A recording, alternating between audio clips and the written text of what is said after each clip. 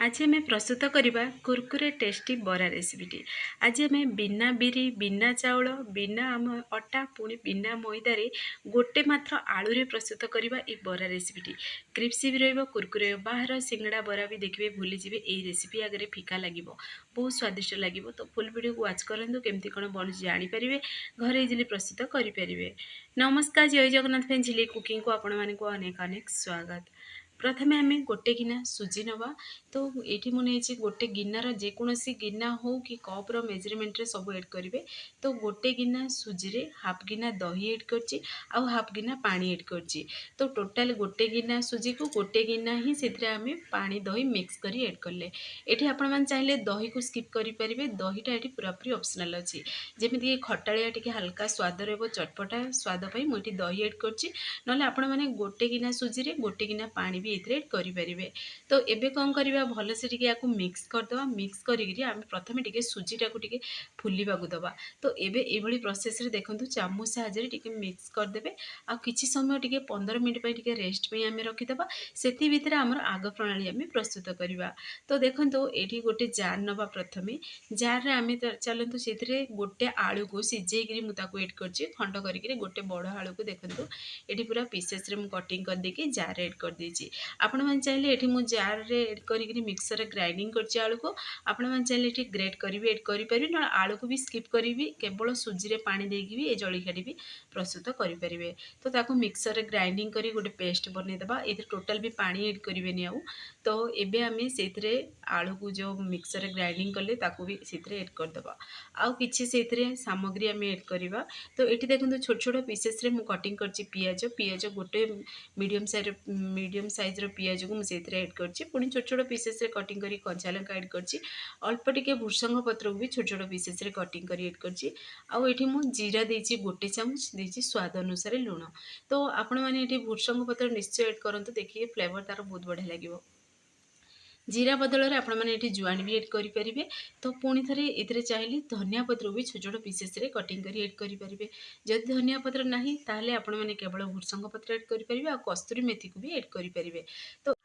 तो एबे आमे कंटिन्यू टिके मिक्स करी सबुतक आलू सुजी दही सब जम से एड कले जमी पूरा परफेक्टली मिक्स हो से भाई हाथ साहाଯ୍य आमे भल से टिके मिक्स करदे। मिक्स कर सारा पर जमी कुरकुरे भी रही और फुलिबो जेहेतु आमे आउ रेस्ट पे अधिका समय रखुना से अल्प टिके गोटे रु 2 पिंच से एड करदे बेकिंग सोडा।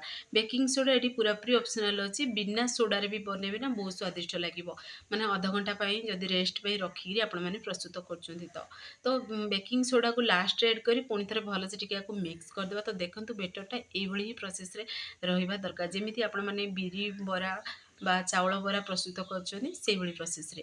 तो ताकू टिके आमे साइड रे रखिदबा। सेति भितर हमर आग प्रणाली आमे प्रस्तुत करबा। तो तार गोटे स्पेशल चटनी एठी मु बनौछि देखंतु ये गोटे टमाटो पुणी जेति राग खाइबे से अनुसार कंचा लंका एड करदेबे। पुणी सेतिरे 5 रु 6 पीस सेतिरे रसुणर कंचा रसुणर कोला को एड करबा आ स्वाद अनुसार देदेबा लूण। लूण को एड करिक आपको मिक्सर रे ग्राइंडिंग करी गोटे आमे फाइन पेस्ट बनैकी रेडी करदेबा। एई चटनीटा देखिए से बरा सहित ना खाइबा को बहुत स्वादिष्ट लगे। आपण मैंने आपको जो थे भी खाई पारे मैंने एमती चकुली भी खाइबे ना चटनीटा बहुत स्वादिष्ट लगे।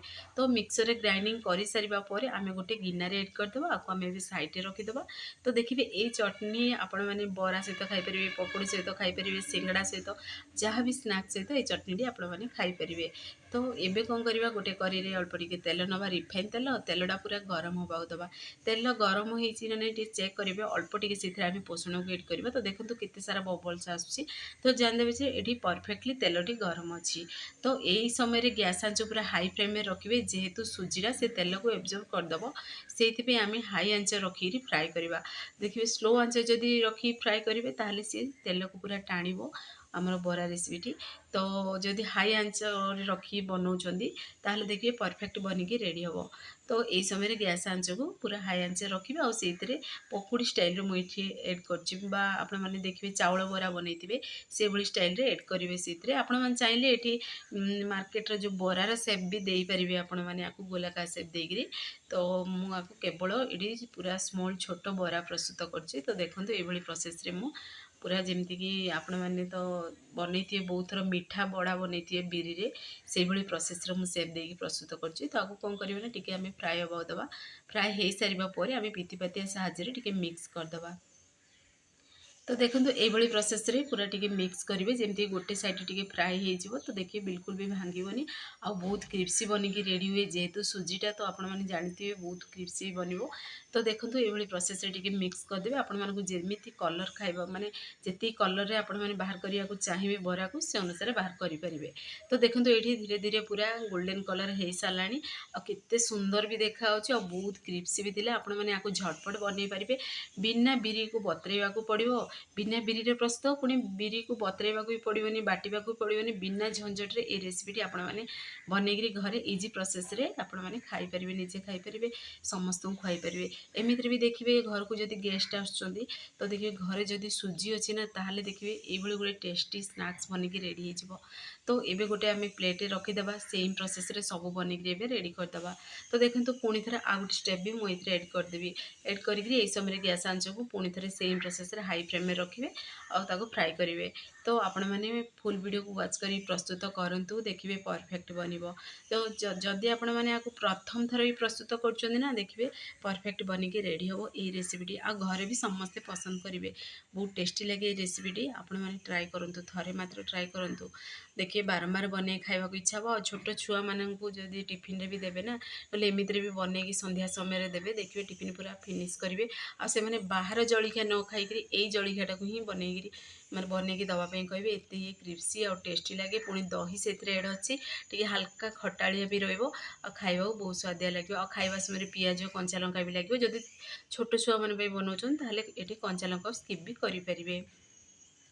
तो सेम प्रोसेस रे सब बनईदेवा गोटे आम प्लेट रे बाहर कर रखीदे।